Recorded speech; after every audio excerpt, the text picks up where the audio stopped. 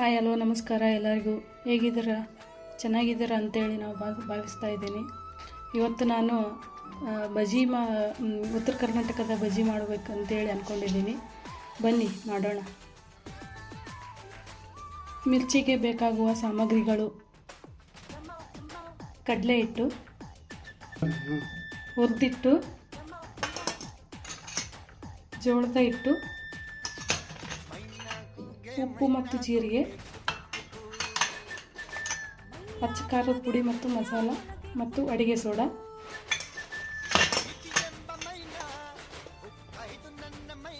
ಮಿರ್ಚಿ ಮಾಡುವ ಮೆಣಸಿನಕಾಯಿಗಳು. ನಿಮಗೆ ಎಷ್ಟು ಬೇಕೋ ಅಷ್ಟು ಕಡಲೆ ಹಿಟ್ಟು ಹಾಕ್ಕೊಳ್ಳಿ.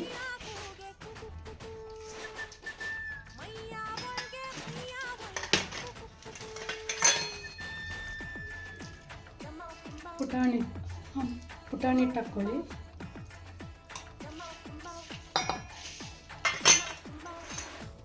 ಜೋಳದ ಹಿಟ್ಟು ಹಾಕ್ಕೊಳ್ಳಿ.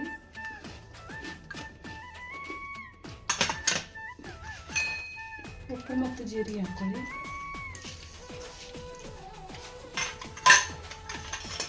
ಅಚ್ಚ ಖಾರದ ಪುಡಿ ಮತ್ತು ಮಸಾಲೆ ಪುಡಿ, ಸೋಡಾ ಅಡಿಗೆ.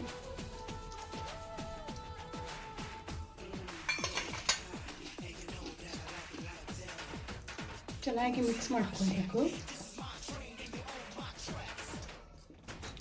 ಇದಕ್ಕೆ ಸ್ವಲ್ಪ ನೀರು ಹಾಕ್ಕೊಳ್ಳಿ.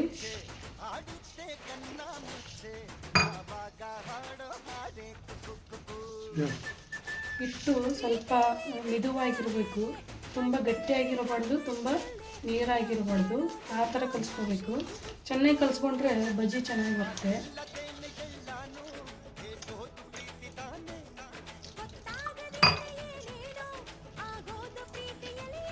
ಇದು ಗಂಟು ಆಗಿರಬಾರ್ದು. ಗಂಟು ಆಗಿದ್ದರೆ ಬಜ್ಜಿಗಳು ಚೆನ್ನಾಗಿ ಬರೋದಿಲ್ಲ. ನೋಡಿ, ಈ ಕನ್ಸಿಸ್ಟೆನ್ಸಿ ಇರಬೇಕಿದೆ. ಅಂದರೆ ಮಿರ್ಚಿಗಳು ಚೆನ್ನಾಗಿ ಹಿಟ್ಟು ಹತ್ಕೊಳ್ಳುತ್ತೆ ಮಿರ್ಚಿಗೆ.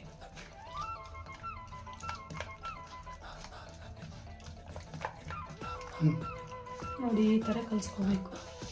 ಈ ಕನ್ಸಿಸ್ಟೆನ್ಸಿ ಇರಬೇಕಿದೆ. ಗೊತ್ತಾಯ್ತಾ?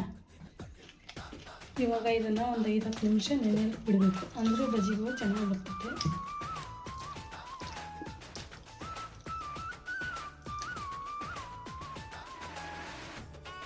ಆಗ ಹಿಟ್ಟು ನೆನೆಯಕ್ಕೆ ಬಿಟ್ಟು ಈ ಕಡೆ ಎಣ್ಣೆ ಕಾಯಿಸ್ಕೊಳ್ಬೇಕು.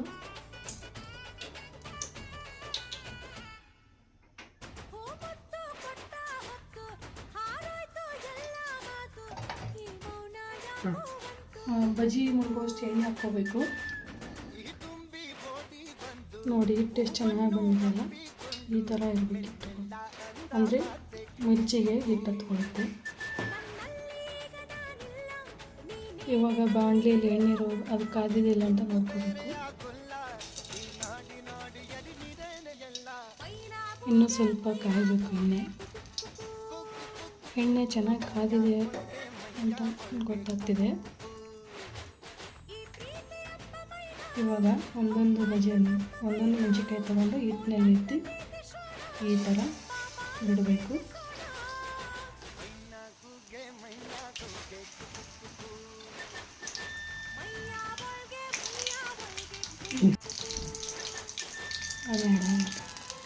ನೋಡಿ, ಸ್ವಲ್ಪ ಹಾಕಿದ ನಂತರ ಸ್ವಲ್ಪ ಹೊತ್ತಿಗೆ ಈ ಥರ ಮೇಲೆ ಎದ್ದೋಗ್ಬೇಕದು. ಅಂದರೆ ಎಣ್ಣೆ ಮಸ್ತ್ ಕಾದೈತಂತ ಅರ್ಥ.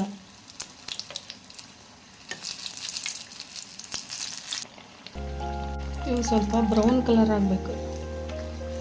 ಅಂದಾಗ ಒಳಗಡೆ ಹಿಟ್ಟೆಲ್ಲ ಚೆನ್ನಾಗಿ ಬೆಂದಿರುತ್ತೆ ಅಂತ ಅರ್ಥ. ನೋಡಿ, ಈ ಥರ ಆಗಬೇಕು.